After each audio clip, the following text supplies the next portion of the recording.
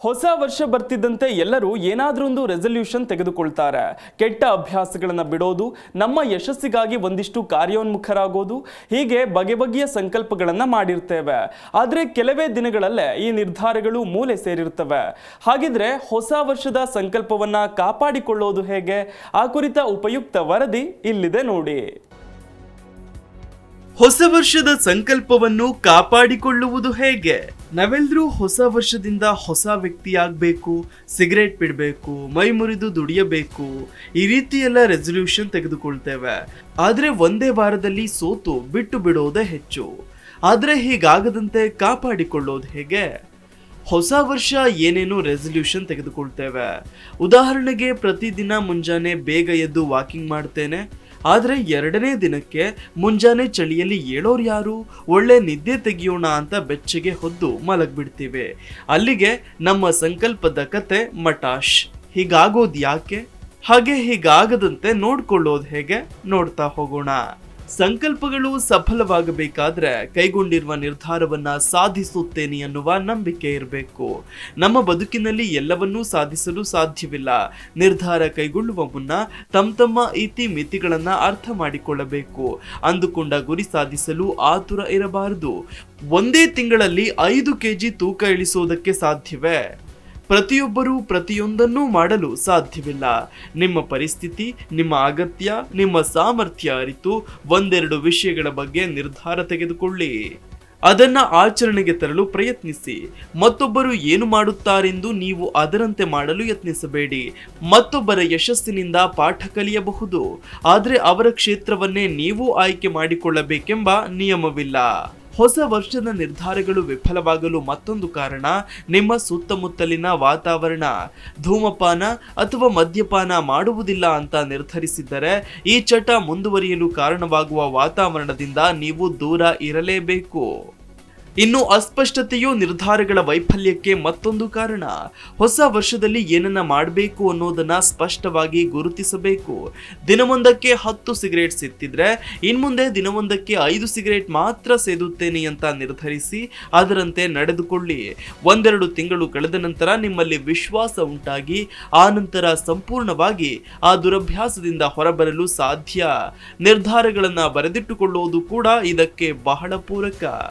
ಇನ್ನು ನಿರ್ಧಾರ ಕೈಗೊಳ್ಳುವ ಮುನ್ನ ಮತ್ತು ನಂತರ ಅದಕ್ಕೆ ಅಗತ್ಯವಾದ ಸಿದ್ಧತೆ ಮಾಡಿಕೊಳ್ಳದಿರುವುದು ವಿಫಲತೆಗೆ ಮತ್ತೊಂದು ಕಾರಣ. ಈ ವರ್ಷ ಹೊಸ ಮನೆ ಕಟ್ಟುತ್ತೇವೆಂದು ನೀವು ನಿರ್ಧರಿಸಿದ್ರೆ ಅದಕ್ಕೆ ಸೂಕ್ತ ಸಿದ್ಧತೆ ಮಾಡಿಕೊಳ್ಬೇಕಲ್ವಾ? ಹೊಸ ಪದವಿ ಪಡೆಯಬೇಕಾದ್ರೆ ಅಥವಾ ಹೊಸ ಭಾಷೆ ಕಲಿಯಬೇಕಾದ್ರೆ ಏನೆಲ್ಲ ಸಿದ್ಧತೆ ಅಗತ್ಯವೋ ಅದನ್ನ ಮಾಡಿಕೊಳ್ಳದಿದ್ದರೆ ನಿಮ್ಮ ನಿರ್ಧಾರ ಫಲ ನೀಡುವುದಿಲ್ಲ. ನಿಮ್ಮ ಹೊಸ ವರ್ಷದ ನಿರ್ಧಾರಗಳು ಕೈಗೂಡಬೇಕಾದ್ರೆ ಅದರ ಆಚರಣೆಯಲ್ಲಿ ನೀವು ಸಂತೋಷವನ್ನ ಕಾಣಬೇಕು. ನೀವೇ ಕೈಗೊಂಡ ನಿರ್ಧಾರವನ್ನ ಶಪಿಸಬಾರದು, ಅದನ್ನ ಒಂದು ಹೊರೆ ಅಂತ ಭಾವಿಸಬಾರದು. ಬೆಳಗ್ಗೆ 5 ಗಂಟೆಗೆ ಎದ್ದು ಜಾಗಿಂಗ್ ಮಾಡ್ತೇನೆ ಅಂತ ನಿರ್ಧರಿಸಿದ್ದರೆ ಬೆಳಗ್ಗೆ ಏಳುವುದಕ್ಕೆ ಸಂತೋಷವಿರಬೇಕು.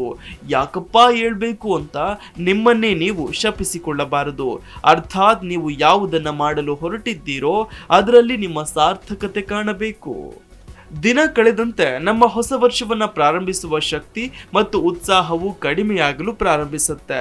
ಹೀಗಾಗಿ ನಮ್ಮ ಗುರಿಗಳನ್ನು ಸಾಧಿಸಲು ನಾವು ಅಗತ್ಯವಿರುವ ಪ್ರಮಾಣದ ಪ್ರಯತ್ನವನ್ನು ಹರಿಸಲು ವಿಫಲರಾಗ್ತೇವೆ.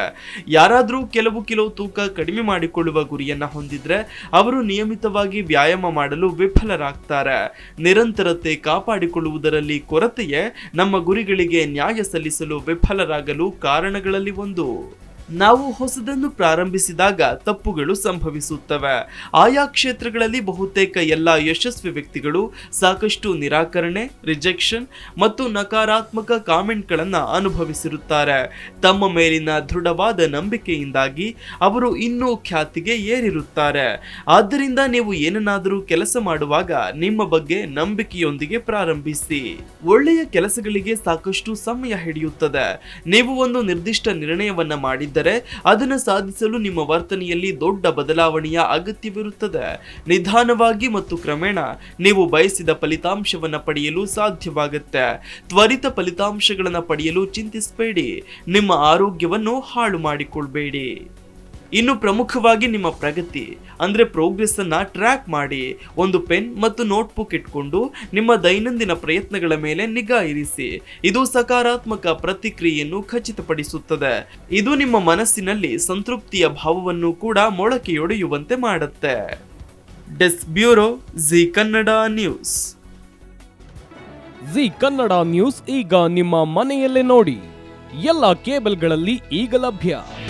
ನಿಮ್ಮ ನೆಚ್ಚಿನ ಜಿ ಕನ್ನಡ ನ್ಯೂಸ್ ಈಗ ಸನ್ ಡೈರೆಕ್ಟ್ ನಲ್ಲಿ number 292, Tata Play number 1664, Jio TV number 1334, N X T digital number 30, in cable number 30, city networks 51, U digital number 162, G T P L number 17, Rockline telecommunications number 42, Shri Basaveshwara cable number 168, rural cable network 60, Vinayaka digital 57, Abhishek cable 821, city channel 53, Siddeshwara cable network 57, ವಿ4 digital infotech 628, Surya digital networks 53, Gajanan digital number 836, Malnad infotech private limited number